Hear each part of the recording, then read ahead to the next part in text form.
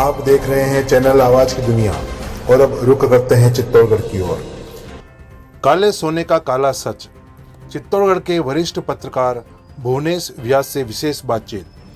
चित्तौड़गढ़ और उसके आसपास के क्षेत्र में अफीम की खेती बहुतायत में होती है।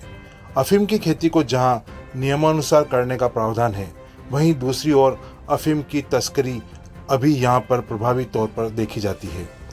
अफीम सेवन के दुष्प्रभाव समाज में देखे गए हैं, जहां पूरे के पूरे परिवार बर्बाद हो चुके हैं। अंतर्राष्ट्रीय नशा विरोधी दिवस पर चित्तौड़गढ़ के वरिष्ठ पत्रकार भुवनेश व्यास से काले सोने का काला सच विषय पर पेश है हमारे चित्तौड़गढ़ के संवाददाता अमित कुमार चेचानी की यह खास रिपोर्ट। दोस्तों नमस्कार। चैनल के माध्यम से हम समय समय पर विभिन्न मुद्दों को लेकर आते हैं। ऐसे ही आज एक ज्वलंत मुद्दा जो कि हम बातचीत कर रहे हैं अंतर्राष्ट्रीय नशा विरोधी दिवस के उपलक्ष्य में, जो कि हम देखते हैं कि युवाओं में नशे की प्रवृत्ति दिनों दिन बढ़ती जा रही है और जो नशे के दुष्प्रभाव हमें देखने को मिल रहे हैं वह चिंताजनक है। और बात करते हैं चित्तौड़गढ़ की। चित्तौड़गढ़ में हम जानते हैं कि अफीम की खेती भी बहुत होती है और इस पर कई सवाल हैं जो जनता के दिमाग में भी रहते हैं। बहुत सी बार सवाल आते हैं लेकिन वह कहीं ना कहीं जवाब नहीं मिल पाता है। इस संबंध में आज हम बातचीत कर रहे हैं चित्तौड़गढ़ के वरिष्ठ पत्रकार भुवनेश व्यास से। उनसे जानेंगे कि चित्तौड़गढ़ में जो अफीम का क्षेत्र पाया जाता है, किस तरह से यहाँ पर खेती होती है, किस तरह से यहाँ पर उसका प्रभाव पड़ रहा है और घर परिवार, समाज और देश के लिए भी क्या उसका प्रभाव है, इसके बारे में चर्चा करेंगे। भुवनेश व्यास जी, कार्यक्रम में आपका स्वागत है। बहुत बहुत नमस्कार सर। नमस्कार। सबसे पहले तो हम जानना चाहेंगे कि चित्तौड़गढ़ क्षेत्र जो कि अफीम की खेती के लिए भी जाना माना नाम है और अफीम जिसे हम काला सोना भी कहते हैं, क्या मायने रहे हैं पुराने जमाने में अफीम की खेती के और आज किस तरह से ये परिवर्तन हो रही है? अफीम की खेती कोई यहाँ की प्रायोरिटी खेती नहीं हुआ करती थी किसी समय पे। यहाँ तक मेरी जानकारी है, अफगानिस्तान से जब पठान यहाँ हमले करते हुए आए थे और इस देश के एक बड़े भूभाग पे इन लोगों ने कब्जा कर लिया था, उस वक्त से ये अफीम की खेती मतलब आप ये समझोगे 7वीं सदी से भारत में आई थी, क्योंकि अफगानिस्तान दुनिया में सबसे बड़ा अफीम उत्पादक देश है। वहाँ एक आज भी सामान्य की तरह खेती होती है, तो कोई भी कर ले, कोई लाइसेंस नहीं, कुछ नहीं, ऐसा नहीं है। यहाँ पर भी आज़ादी से पहले तक ऐसा ही हुआ करता था कि कोई लाइसेंस व्यवस्था नहीं हुआ करती थी, मनमर्जी है जो कर रहा था खेती। और उस वक्त तक ये नशे के रूप में काम नहीं आती थी खेती। इसको लोग केवल एक जो इसमें से डोडा बनता है, डोडे के अंदर से जो खसखस निकलती है, तो खसखस का शरबत है, हलवा है, ये गर्मी के दिनों में दिमाग ठंडा रखता, तो उस हिसाब से लोग यूज करते थे। और पत्तों की भी वो सब्जी बनाते थे, तो इस तरह से इसका यूज होता था। लेकिन धीरे धीरे क्या है कि ये नशा बढ़ता जा रहा था। तो 1955 में सरकार ने इस पर एक पॉलिसी बनाई और लाइसेंस व्यवस्था जारी की। उसके बाद देश के मध्य प्रदेश, राजस्थान और उत्तर प्रदेश के कुछ हिस्सों में लाइसेंस देना शुरू किया और लाइसेंस पद्धति से, लेकिन फिर भी इसकी नशे की रोकथाम पर कोई व्यवस्था नहीं थी, सरकार की तरफ से भी नहीं थी और लोगों में भी। हालांकि उस वक्त नशे का इतनी प्रवृत्ति नहीं थी अफीम की, लेकिन धीरे धीरे बढ़ता गया ये मामला। इसकी तस्करी होने लगी। जैसा कि मैं बताऊं कि मारवाड़ एरिया में, हरियाणा, पंजाब, वहाँ बड़े बड़े जागीरदार हैं जिनके पास 100-200 बीघा की खेती उस जमाने में तो 500-500 बीघा की हुआ करती थी। तो वहाँ काम करने के लिए पठानों को लाया करते थे, जो अब पाकिस्तान कहते हैं, तो उधर से पठान आते थे।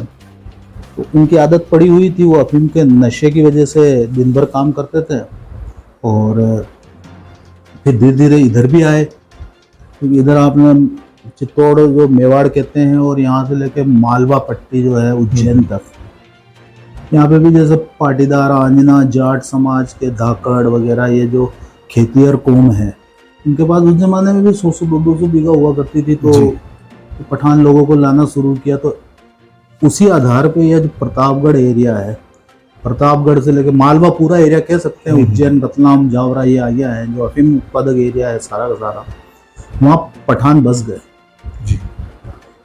और धीरे धीरे बाद में वो खुद खेती करने लगे, तो तस्करी बढ़ने लगी यहाँ से मारवाड़, पंजाब, हरियाणा तक। तो पंजाब और हरियाणा और मारवाड़ में तो अफीम की खेती होती नहीं जी। या तो अफगानिस्तान से आती थी अफीम, या फिर इधर से फिर बाद में इन पठानों ने ही तस्करी करना शुरू कर दिया। तो 1985 में सरकार ने NDPS एक्ट लाई, उसमें तस्करी की रोकथाम की व्यवस्थाएं थी, कई धाराएं थी। 1985 के बाद से ही इस अफीम की खेती में राजनीति भी घुसी जी। क्योंकि जब एक्ट पे कार्रवाई होना शुरू हुई तो किसान होता ही है कि भाई पुलिस प्रशासन किसी भी विषय पे तंग करती है, परेशान होता है, तो वो नेताओं के पास जाते हैं, भाई हमें बचाओ। तो राजनीति उसके बाद से इसमें घुसी है और आज तो ये कह सकते हैं कि अफीम की खेती और राजनीति एक दूसरे के पूरक हो गए इस क्षेत्र में जी। अब सवाल ये उठता है कि बहुत सी बार देखते हैं कि जो अपराधी पकड़ा जाता है, समाचार पत्रों में भी पढ़ते हैं, टीवी पे भी देखते हैं, और उसके अंदर देखते हैं कि जो अपराध में लिप्त हो जाता है उसका परिवार पूरा बर्बाद हो जाता है। किस तरह से मतलब ये बढ़ रहा है चित्तौड़ जिले के आसपास के, कई बार हर दूसरे दिन ये खबर आ जाती है कि कोई ना कोई पकड़ा गया, आज डोडे के साथ पकड़ा गया, आज इसके साथ पकड़ा गया। तो ये लत किस तरह से बढ़ी, ये अपराध की प्रवृत्ति? अपराध की प्रवृत्ति किसी भी क्षेत्र में हो, अफीम की नहीं कहते, डोडे की नहीं कहते, किसी भी क्षेत्र में हो, जब पैसा ज़्यादा मिलना शुरू होता है कम मेहनत में, तो ये प्रवृत्ति लोगों में बढ़ती जाती है। और एक कड़वा सच भी है कि बिना मेहनत के अगर पैसा मिलता तो आदमी उस रास्ते पर चलता जाता है जी। और एक कड़वा सच ये भी है कि अपने देश में ये प्रवृत्ति कुछ ज़्यादा ही है। तो उस हिसाब से शॉर्ट टर्म अपना, हाँ, शॉर्ट टर्म, शॉर्टकट से हाँ, पैसा कैसे कमाया जाए। सही। तो अपराधियों को तो कोई फर्क नहीं पड़ रहा है, लेकिन अब धीरे धीरे क्या है कि इसका नशे की प्रवृत्ति इतनी बढ़ गई कि इस एरिया में भी गांव गांव, गली गली, शहर में आप देख लो, चित्तौड़ शहर में भी कोई गली ऐसी बाकी नहीं है कि जहाँ अफीमची, स्मैकची नहीं मिलेगा जी। अब स्मैकची की बात बताऊं मैं कि शुगर इधर बनना शुरू हुई, अफगानिस्तान में अफीम से हेरोइन बना करती थी। अफीम को इतना नितारते हैं, उबाल उबाल के और उसमें चमड़ा साफ करने का जो एसिड आता है उसको डालते हैं, और उससे जो परिष्कृत होती है तो उसको हेरोइन कहते हैं। अच्छा। बहुत तेज नशा होता है। तो पहले इधर जो कुछ लोग थे पाकिस्तान से जुड़े हुए हैं, मैं नाम नहीं लेना चाहूँगा, मर चुके हैं वो, उनके खिलाफ कोई मुकदमा भी नहीं था, लेकिन सभी जानते हैं, एजेंसियां भी जानती कौन कर रहा था, वो उधर से हेरोइन लाते थे, इधर धीरे धीरे आदी होते गए। बाद में क्या है कि वो फार्मूला ही ये यहाँ ले आए। अच्छा। और वो एसिड जो होता है, एसिडिक एनहाइड्रेटेड, जो चमड़ा साफ करने के काम आता है या इत्र बनाने के काम आता है, उसी केमिकल्स को सप्लाई करना शुरू किया। तो अपने आज तो चित्तौड़ में भी कुछ हिस्सों में बना रहे हैं, बाकी पूरे मालवा में ये हुआ और एक कुटीर उद्योग सा बन गया मालवा में। ये घर घर में ब्राउन शुगर बनाते हैं, तो वो क्या एक देसी फंडे से बनाते हैं, तो वो हेरोइन तो नहीं बन पाती लेकिन ब्राउन शुगर बन जाती है, थोड़ी सस्ती मिलती है। तो वो नशा ऐसा फैला है कि आज शहर में हो, गली में हो, गांव में हो, कहीं भी हो, आपको मिल जाएंगे इसमें अच्छे। कई बार ये भी देखा गया है यहाँ पर चित्तौड़ के आसपास कि जो अफीम का बिजनेस करते हैं या पकड़ा जाते हैं या इसमें लिप्त हैं या काम में लेते हैं, उनके परिवार पूरे नष्ट हो गए हैं, बर्बाद हो गए हैं। मतलब कुल मिला के कुछ लोगों ने आत्महत्या कर ली है। अपराध की श्रेणी में वो बढ़ते गए हैं, तो इस पर आप क्या कहना चाहेंगे? अपराधी को कोई फर्क नहीं पड़ रहा है, जो तस्करी कर रहा है उससे कोई फर्क नहीं पड़ रहा है, जो नशा कर रहे हैं उसके परिवार बर्बाद हो गए जी। हालत इतनी खराब है कि आज जो अफीम की राजनीति कर रहे हैं ना, उनकी पार्टी के एक विधायक महोदय थे, जो दिवंगत हो गए। उनका पुत्र स्मैकची हो गया, पहले अफीमची फिर स्मैकची। अफीम का नशा ही स्मैक में बदल जाता है। जी। आज भी वो नशे में है। इनके कई पंचायती राज के जो जनप्रतिनिधि है, दोनों ही दलों की या और की, निर्दलीय भी कह सकते हैं, सरपंच निर्दलीय होते हैं, लगभग 60% इस नशे में लिप्त तो लेते हैं। जी। हालत यह है, घर बिक गए,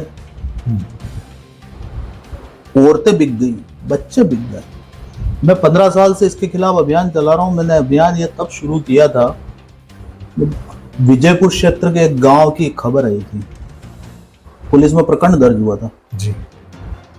एक औरत को उसी के पति ने दूसरी औरत बता के, परित्यक्त औरत बता के, और तीसरे को नाते दे दी। नाता मतलब एक वो नाता प्रथा चलती है। विवाह परंपरा है गांवों की कि बिना तलाक लिए दूसरे को दे देते हैं, और उसमें पैसे ले लिए। पैसे ले लेते हैं। तो पैसा उसने इसलिए लिया, जिसको कहते हैं झगड़ा राशि, हम्म। क्योंकि वो ब्राउन शुगर अफीम का आदी हो गया था। अच्छा अच्छा। तो पत्नी उसे छोड़ के भी चली गई थी, फिर वो लेके आया और उधर सौदा करके भेज दिया ब्राउन शुगर। उस खबर के बाद से मैंने इसके खिलाफ अभियान चलाना शुरू किया। आज भी चलाता हूँ, मैं हर नशा मुक्ति दिवस पे चलाता हूँ, ऐसा लिखता हूँ। आप पूछ रहे हो तो आपको भी बता रहा हूँ, मैं लोगों को भी कहता हूँ भाई इस नशे से दूर रहें। बहुत सी बार पुरानी परंपरा होती है, शादी ब्याह होते हैं, तो किस तरह से नशा इन रीति रिवाज, संस्कार जो भी हमारे पुराने चल रहे हैं पीढ़ी दर पीढ़ी, किस तरह से रहता है हावी? मेवाड़ एरिया की बात बताऊं मैं, यहाँ परंपरा में, संस्कृति में, शादी समारोह, मौत मरण वगैरह में अफीम सेवन का चलन नहीं हुआ करता था। अभी अभी पिछले 20 साल में ऐसा बढ़ा है, खास करके पिछले 10 साल में बहुत बढ़ा है।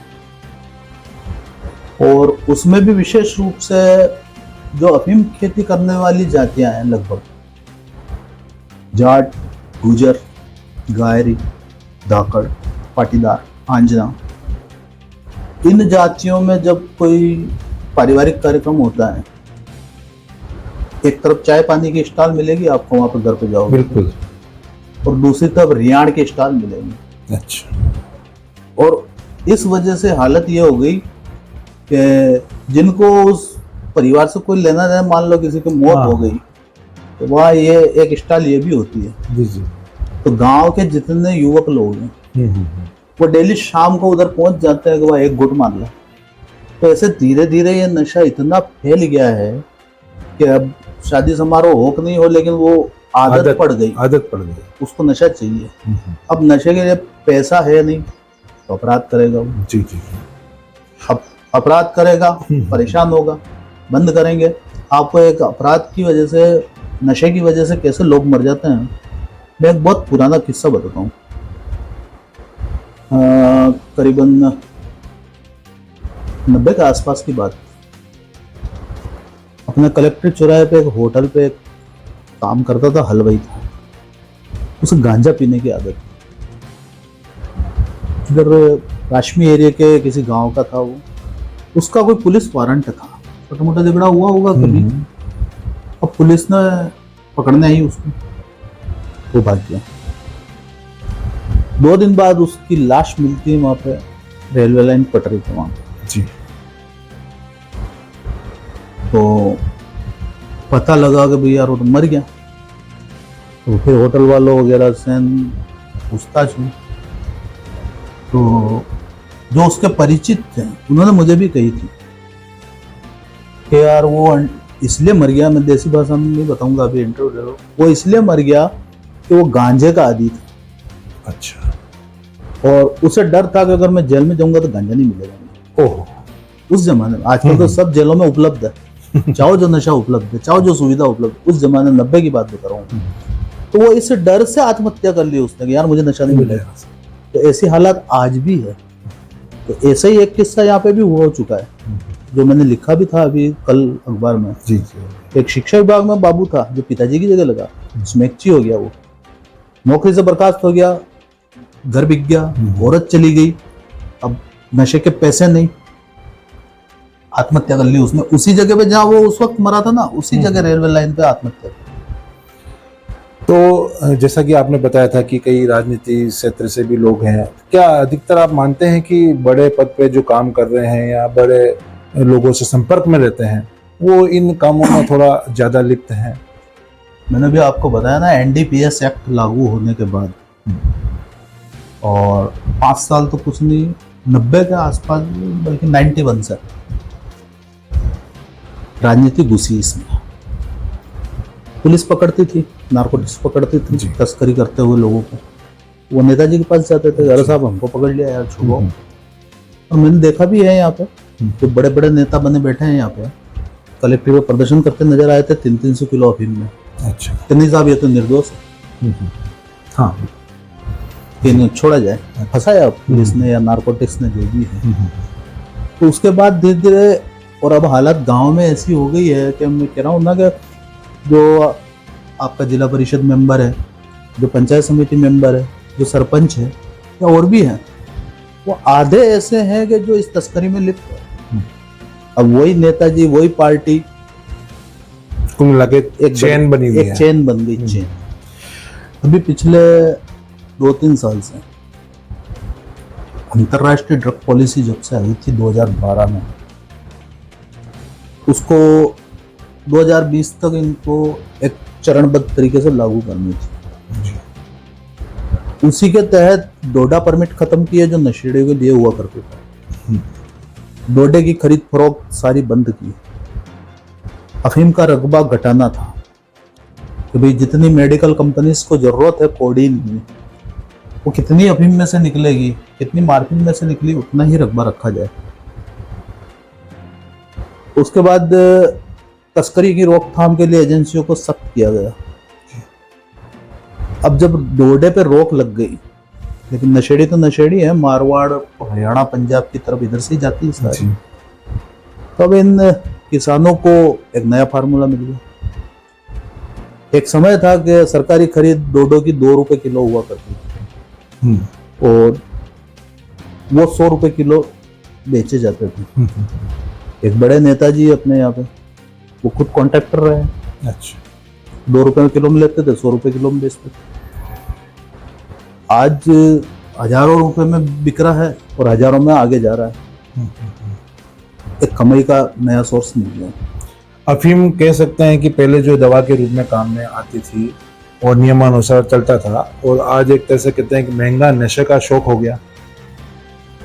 दवा के रूप में आज भी है, क्योंकि अफीम केवल दवा के लिए ही काम आती है, बाकी तो नशा ही है वो। अधिक कोई चीज लेते हैं तो वो नशे ही कहलाती है। मेरा आकलन ऐसा हो गया है कि जितनी अफीम हो रही है, तो अफीम प्लस डोडे, इनका जो नशा करने वाले हैं, जितनी मात्रा में ये नशा करने वाले ले रहे हैं, उतनी तो शायद मेडिकल कंपनियों में नहीं जरूरत होगी। अच्छा। और एजेंसी 2 साल से काम कर रही है, अच्छी पकड़ कर रही है, क्योंकि सेंट्रल होम मिनिस्ट्री का दबाव है कि भाई तस्करी को रोकथाम की जाए। तो उससे अब नेताओं को तकलीफ है। और जैसा कि हम देख रहे हैं कि चित्तौड़गढ़ जो कि अफीम का क्षेत्र पाया जाता है, यहाँ पे खेती भी अच्छी होती है, लेकिन इसके साथ साथ दूसरे नशे भी बहुत सारे हैं जो आजकल लोगों का जीवन तबाह कर रहे हैं।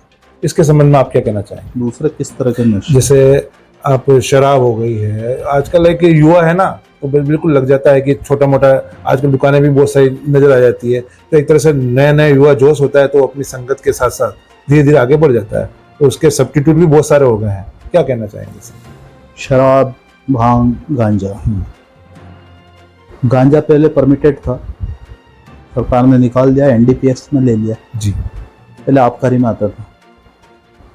भांग अभी भी आबकारी में है, ये अपने शराब अभी भी आबकारी में परमिटेड है। परमिटेड है तो आप कैसे रोको किसी को? जी। जो नॉन परमिटेड अफीम को ही नहीं रोक पा रहे हो आप, शराब को कैसे रोको?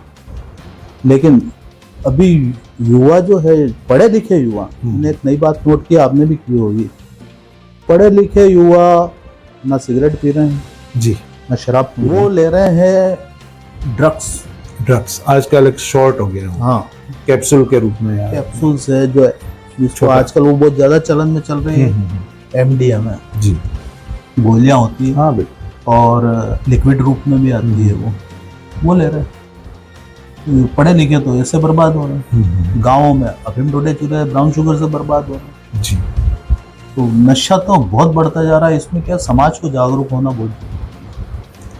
आप किसी के भरोसे ना रहें, सरकार के भरोसे ना रहें। अपने बच्चे कहाँ से आ रहे हैं, क्या कर रहे हैं, उस पर नजर रखी जानी चाहिए। एक जमाना था कि बीड़ी भी पी लेता था ना बच्चा, तो बाप से छुप के पीता था वो। जी आजकल तो हालत ये है, मैंने एक उल्लेख किया अभी कल जो आर्टिकल लगाया उसमें, एक पंचायत समिति में बाबू हुआ करते थे, अच्छा परिवार चित्तौड़ का। वो पहले अफीमची हुए, गांजा पीते थे, गांजे से अफीमची हुए, अफीमची से ब्राउन शुगर लेने लगे। जी उनका एक लड़का था, पिता को देख के वो भी चालू हो गया। पहले तो पिता डांटता फटकारता था, मैंने आंखों से देखा ये सब। हाँ हाँ हाँ। बाद में बाप बेटे दोनों ही लेते हुए दिखे मेरे को ब्राउन शुगर, ओह और दोनों को मरना पड़ा। अंत में ये स्थिति हो गई। क्या कहना चाहेंगे आप, समाज को क्या संदेश देना चाहेंगे आज की चर्चा के माध्यम से? मैंने अभी कहा ना कि समाज को जागरूक होना पड़ेगा, पेरेंट्स को जागरूक होना पड़ेगा, बच्चों पे नजर रखनी पड़ेगी। एक कड़वी बात और बताता हूँ मैं, युवा लड़के तो नशे ले रहे हैं जो ले रहे हैं। चित्तौड़ में हालत ये होगी, चित्तौड़ जैसे छोटे शहर में आधुनिकता के चक्कर में लड़कियां नशा ले रही हैं। इस स्थिति को क्या कहेंगे? माँ बाप की जवाबदेही है, उनको नजर रखनी चाहिए इन चीजों पर कि हमारे बच्चे कहाँ जा रहे हैं। तो ये बात रही कि समाज को जागरूक होना पड़ेगा, अपने परिवार को जागरूक होना पड़ेगा, और खास तौर से जो युवा हैं उनको स्वयं को जागरूक होना पड़ेगा इन अफीम नशे या अन्य नशे की लत से बचने के लिए। कार्यक्रम में आज वरिष्ठ पत्रकार चित्तौड़गढ़ के भुवनेश व्यास जी आए, इनका बहुत बहुत आभार, धन्यवाद सर। धन्यवाद। और कार्यक्रम में अन्य मुद्दों पर या अन्य बातों पर फिर से चर्चा होगी। समाप्त करने की आज्ञा दें। अमित कुमार चेचानी को नमस्कार।